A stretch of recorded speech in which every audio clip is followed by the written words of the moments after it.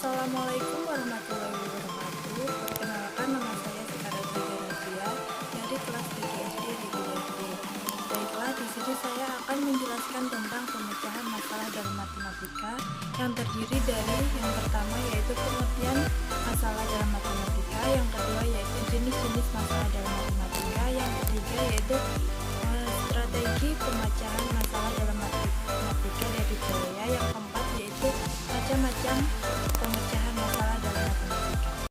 Apa pengertian dari pemecahan masalah? Pemecahan masalah merupakan suatu proses untuk mengatasi kesulitan yang dihadapi untuk mencapai suatu tujuan yang hendak dicapai. Pemecahan suatu masalah matematika merupakan kegiatan penyelesaian soal cerita, menyelesaikan soal yang tidak rutin, mengaplikasikan matematika dalam kehidupan sehari-hari atau keadaan lain, dan membuktikan atau menciptakan atau menguji konjektur. Apa saja jenis-jenis masalah dalam matematika? Menurut Stranger dan Benzi, bahwa masalah matematika terbagi atas masalah rutin dan masalah tidak rutin. Masalah rutin adalah suatu masalah yang semata-mata hanya merupakan latihan yang dapat dipecahkan dengan menggunakan beberapa perintah atau algoritma. Contoh, 54 dikurang 45 ditambah 74 dikurang 65 sama dengan titik-titik. Ini adalah masalah rutin untuk semua siswa sekolah karena apa yang hendak dilakukan sudah jelas dan secara umum siswa tahu bagaimana menghitungnya. Masalah tidak rutin lebih menantang dan diperlukan kemampuan kreativitas dari pemecah masalah. Menurut Sternberg dan Benzi, masalah yang tidak rutin muncul ketika pemecah masalah mempunyai suatu masalah tetapi tidak segera mengetahui bagaimana pemecahannya. Contoh, dalam sebuah pesta rakyat, banyak pengunjung pria dibandingkan wanita adalah 5:2.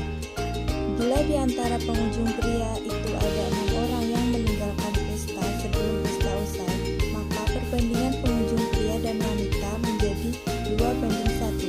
Tentukan banyak pengunjung pesta rakyat itu. Soal di atas merupakan contoh soal yang tidak rutin karena apa yang dilakukan tidak jelas.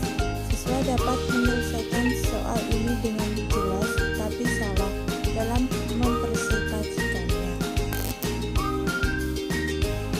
Strategi umum pemecahan masalah dalam matematika dari kuliah. Holmes menyatakan bahwa pada intinya strategi umum memecahkan masalah yang terkenal adalah strategi kuliah, yaitu 4 langkah rencana pemecahan masalah yang berguna baik untuk problem rutin maupun tidak rutin. Langkah-langkahnya sebagai berikut.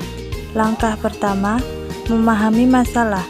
Langkah ini sangat menentukan kesuksesan memperoleh solusi masalah.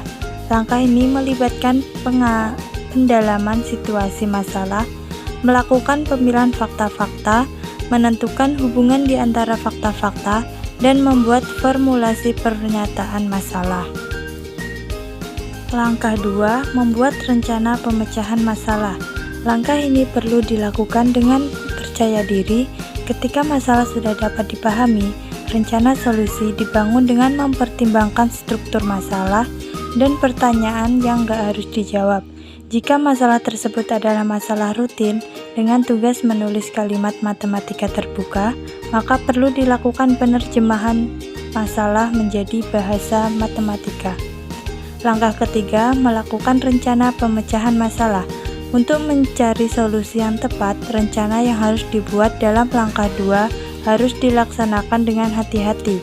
Untuk memulai, kadang kita perlu membuat estimasi solusi, diagram, tabel, atau urutan dibangun secara seksama sehingga si pemecah masalah tidak akan bingung. Langkah keempat, melihat atau mengecek ke belakang. Selama langkah ini berlangsung, solusi masalah harus dipertimbangkan, perhitungan harus dicek kembali. Melakukan pengecekan ke belakang akan melibatkan menentukan ketepatan penghitungan dengan cara menghitung ulang.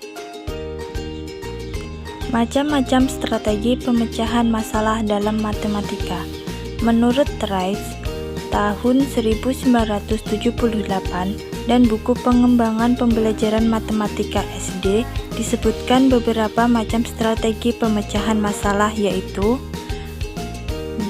bereaksi atau edge it out. Strategi ini menuntut untuk melihat apa yang ada dalam masalah dan membuat hubungan antara komponen dalam masalah menjadi jelas melalui serangkaian saksi fisik atau manipulasi objek. Yang kedua, membuat gambar atau diagram. Strategi ini digunakan untuk menyederhanakan masalah dan memperjelas hubungan yang ada. Yang ketiga, mencari pola.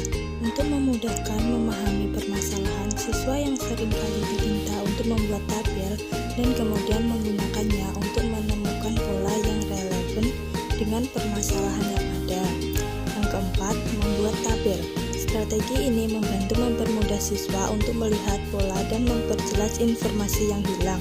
Strategi ini sangat membantu dalam mengklasifikasikan dan menyusun informasi atau data dalam jumlah besar. Yang kelima, menghitung semua kemungkinan secara sistematis. Strategi ini sering digunakan bersama-sama dengan strategi mencari pola dan membuat tabel, karena kadangkala tidak mungkin untuk mengidentifikasi seluruh kemungkinan himpunan penyelesaian. Yang keenam, menebak dan menguji. Strategi menebak dan mendidik ini didasarkan pada aspek-aspek yang relevan dengan permasalahan yang ada, ditambah pengetahuan dari pengalaman sebelumnya. Yang ketujuh, bekerja mundur. Strategi ini sangat cocok untuk menjawab permasalahan yang menyajikan kondisi atau hasil akhir dan menyalahkan sesuatu yang terjadi sebelumnya. Yang kedelapan, menulis kalimat terbuka. Strategi ini dapat melihat hubungan antara informasi yang diberikan dan yang dicari. Untuk menyederhanakan permasalahan, dapat menggunakan variabel-variabel sebagai pengganti kalimat dalam soal. Yang kesembilan, mengidentifikasi informasi yang diinginkan, diberikan, dan diperlukan. Strategi ini membantu menyortir informasi dan memberi pengalaman dalam merumuskan pengalaman. Yang kesepuluh, menyelesaikan masalah yang lebih sederhana atau serupa. Suatu masalah yang rumit dapat diselesaikan dengan cara menyelesaikan masalah yang serupa tetapi lebih sederhana. Yang ke-11, mengubah pandangan. Strategi ini dapat digunakan setelah beberapa strategi lain telah dicoba tanpa ada